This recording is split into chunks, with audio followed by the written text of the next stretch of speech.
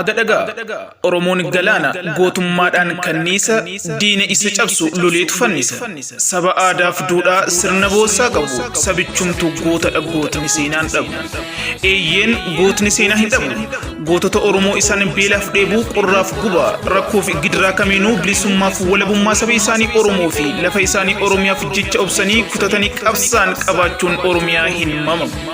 Oromoon ilmaan isaa gootota seenaa namni guminii fi barri kamuu hin aalle hojjetan kan qabu yoo ta'e haalota garaagaraatiin seenaan gootota hedduu osoo hin barraayin afeera. Seenaan bu'uuradha caaroo kaleessaati hidda hirbuu eenyummaa guduunfaa ni keessaati.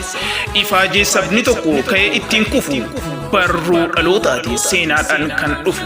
Seenaan waan darbeedha kan irraaf galteeti eenyummaa waliigalaa akeeka egereeti.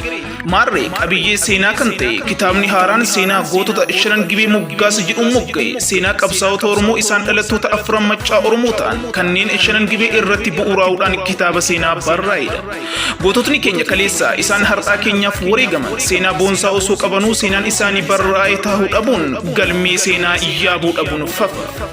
Yoo soree jiise malee biqilee hin margu kan kaleessa isaa hin millanne har'asaa hin argu.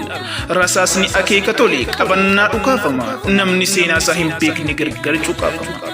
Eeyyeen barreessaa lafaa dhufaa Nabaanii Shaafisee kitaaba isaa seenaa gootota shanan gibee jedhu kana dhamaatii guddaan booda eebbaaf qaqqabsiisuu isaa yommuu isin beeksifnu gammachuu guddaadhaan. Jilli guddaan waan qophaa'ee jiruuf wal argaan keenya Desembarii 30 biyya Ijibti magaalaa Kaayiroo galma naannoo Arab Maadii jirutti haa ta'u isiniin jedhu koreen sirna eebba kitaaba seenaa gootota shanan gibee. Maarree hawaasni Oromoo biyya Ijibti jirtan gaafa Desembarii 30 nurraa hin hafina. Gootonni keenya kaleessa wal ta'anii bilisummaa keenyaaf qabsaaniiru. Kottaa nutis wal ta'anii kitaaba seenaa isaanii baadhate eebbisiifnee dhaloota keenya boriitiifis waadaa dhaabna.